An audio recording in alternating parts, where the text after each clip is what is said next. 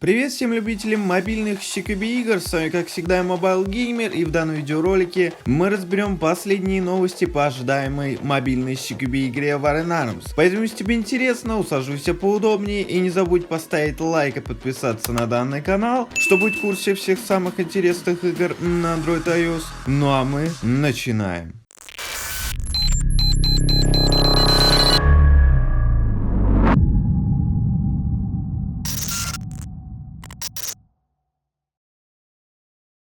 На днях у iMovie вышел новый девлог по всеми нами ожидаемой игре War Arms, поэтому сегодня у меня будет достаточно много интересных новостей, чтобы рассказать вам. Ну и для начала хочется сказать огромное спасибо всем тем, кто заходит в официальный Discord War Arms, потому что там уже около 10 тысяч участников, за что вам всем огромное спасибо. Также спасибо всем тем, кто поддерживает проект на Патреоне и в PayPal, потому что поддержка разработчиков на данных площадках делает общее качество игры только лучше. Я надеюсь, что от этих денежных вливаний игроков разработчики получат дополнительную мотивацию, чтобы сделать игру к альфа-тестированию еще лучше, а к релизу сделать ее одной из самых крутых мобильных CQB игр на Android и iOS. Больше подробностей об донатах, привилегиях и так далее вы можете найти на официальном Discord сервере War Arms, ссылочку на него оставлю в описании по данному видео. Ну а сейчас мы уже перейдем наконец-таки к самим нововведениям, которые разработчики, вернее iMovie показал в своем последнем девлоге по War Arms, и мне очень понравился загрузочный экран данной игры, потому что он выглядит неплохо, тут есть красивая анимация, все стилистически одинаково и очень подходит для данной игры. И как вы все понимаете, что в нижнем углу скорее всего будет выбор языка, это будет скорее всего в левом,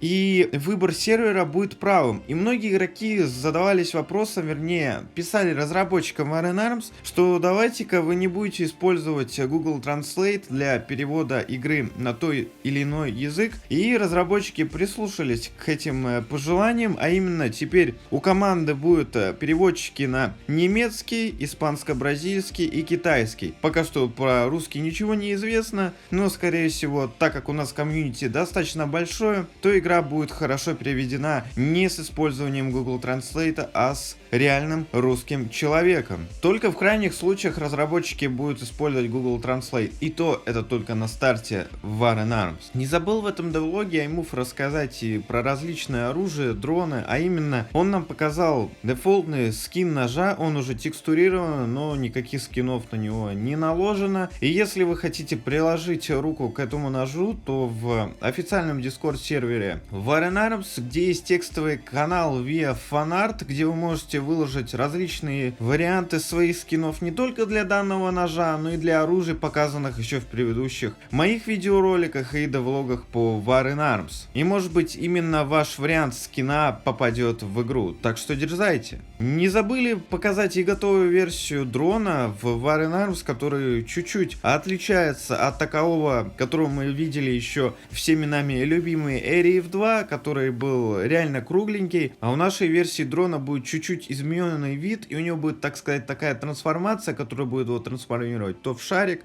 то в настоящий дрон, и будет очень красивая анимация. Я надеюсь, что разработчики обманули нас, сказав, что над этим дроном они очень долго работали, и что он будет реально намного лучше, чем в Area F2. Теперь, друзья, давайте перейдем к внутреннему дизайну War Arms. И первое, что я хочу вам показать, а именно таблицу лидеров, которую вы сможете открывать во время игры. Но все наподобие как в Call of Duty Mobile и других мобильных шутерах, поэтому оставаться тут надолго мы не будем. И перейдем уже наконец-таки к описанию самих персонажей, а именно мы сможем в самой игре смотреть описание к каждому оперативнику, который делится на атаку и на защиту. Как вы можете увидеть на экране, мы сможем посмотреть полную биографию данного персонажа, посмотреть все возможные оружия, которые может носить данный персонаж, вернее оперативник, его историю, способности, которые отличаются у различных оперативников в зависимости от атаки и защиты, ну и его характеристики. Все вы понимаете, что названия, которые сейчас показаны на этом скрине и в описании данного персонажа, будут изменены по причине авторских прав, потому что у разработчиков попросту нету денег на использование оригинальных названий оружий, потому что они стоят огромных денег. Ну и у каждого оперативника будет свой флаг страны, кроме руки, он будет принадлежать к мятежным мятежником, и у него будет дефолтный флаг. Наконец-таки мы узнали больше информации о ранговой системе War Arms. Да, как вы видите на экране, данные ранги еще не конечные, и они будут изменяться, скорее всего, к релизу War Arms. Но, как вы все поняли, данная система рангов будет достаточно жесткой. Как вы все помните, в Call of Duty Mobile, конечно же, в зависимости от рангов, на самых высоких рангах вы получаете при победе около 30 баллов, а при поражении 60. И как вы все понимаете, что в зависимости от ранга, вот данные цифры при победе и при поражении будут различными. Так и в War Arms, и эта система будет чем-то похожа на Call of Duty Mobile. Но я надеюсь, что тут будет какая-то своя изюминка, которая будет отличать данную ранговую систему от других различных мобильных шутеров. Так мы говорим о ранговой системе, то я сразу покажу экраны побед, а именно победы, поражения, победы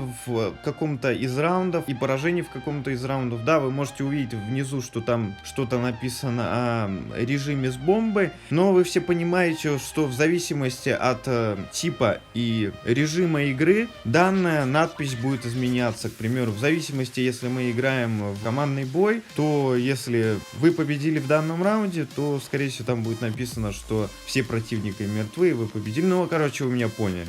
Показали нам и внутриигровую почту, где мы будем узнавать последние новости о игре, так сказать. Если у нас будут какие-то технические работы в War Arms, то мы обязательно узнаем это от нашей внутриигровой почты. Также мы сможем забрать какие-то награды за некоторые события или за ранги. Все наподобие как в Call of Duty Mobile и других мобильных шутерах. Тут своего придумать ничего нельзя, все отличается только оформлением и дизайном самих игр. Если честно, все это увиденное меня очень радует. Да, есть какие-то опасения по поводу War Arms, но о них я расскажу в следующих видеороликах по данной игре. Ну а мы переходим к Leaderboard, вернее к внутриигровой статистике в самой игре, где мы сможем ее сравнивать с другими игроками и с нашими друзьями по сезонам и сортировать их по ранговым играм, по общему количеству киллов в каждой каточке, по победам и по достижениям. Но это не конечная версия, поэтому скорее всего в будущих обновлениях данной игры, вернее в альфа-тестировании и бета-тестировании, и к самому релизу данная часть игры изменится, и мы увидим что-то новенькое. Ну а перед тем, как мы перейдем уже к самому окружению карт и к самому плану первой карты, которую мы увидим в альфа-тестировании War Arms, давайте поговорим о гранатах War Arms. И разработчики с радостью показали нам эми-гранату и дымовуху, и все они выполнены, конечно же, в будущей стилистике игры. Ну и куда же без скинов, на гранаты они также будут. Поэтому ждем нетерпением альфа-тестирования War Arms, чтобы наконец-таки испробовать данную игру и данные гранаты. Что ж, мы наконец-таки закончили с первой частью данного видеоролика, и давайте перейдем ко второй части, а именно к моделькам окружений на нашей первой карте, которую мы увидим уже в альфа-тестировании War Arms, а также я покажу ее план. И хотелось бы начать с самих люков в игре, и они будут что-то наподобие, как в всеми нами любимой и умершей Area F2.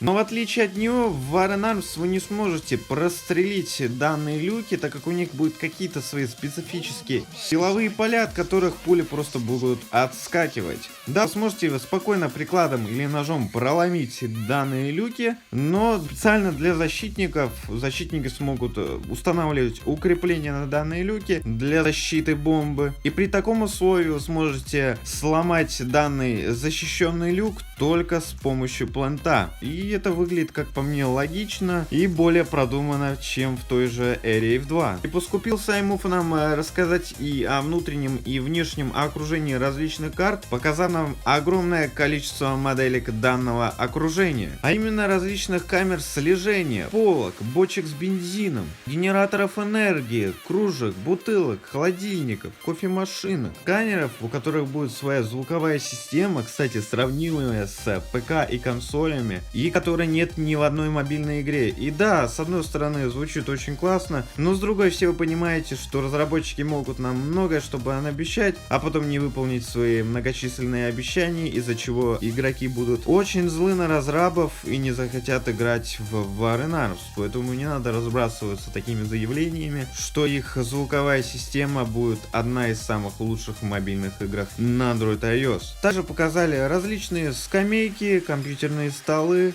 кресла, солнечные панели, стулья, компьютерные системы, шкафы и другое. Но чтобы не затягивать еще больше данный видеоролик, сегодня я не покажу все модельки внутреннего и внешнего окружения на картах, потому что их очень много. Если вы хотите узнать больше информации о данных модельках, то можете посмотреть последний devlog iMove, ссылочка на него будет в описании по данному видео. Но переходим к плану карты, вернее к первому этажу, и выглядит, как по мне, все достаточно неплохо, да, пока что не в 3D, так как он еще не закончен, но все выглядит достаточно многообещающе, потому что, как нам рассказал iMove в своем последнем девлоге, что над дизайном уровней, вернее, как я понял, этажей трудится какой-то человек, работавший в АВА-проектах, что звучит реально круто, и, скорее всего, у многих игроков будет реально восторг от этих карт, от их проработки, и они будут с удовольствием изучать каждую карту на различные пасхалочки